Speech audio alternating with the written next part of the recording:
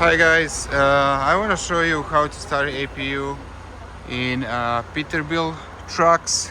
First of all, make sure if truck running, shut down the truck, take keys out, make sure your battery is on a 99% and put the keys somewhere. You can go back. You have a smart air system in your truck. You just need to click on a start button. Sorry, because maybe you cannot see, but make sure that your smart air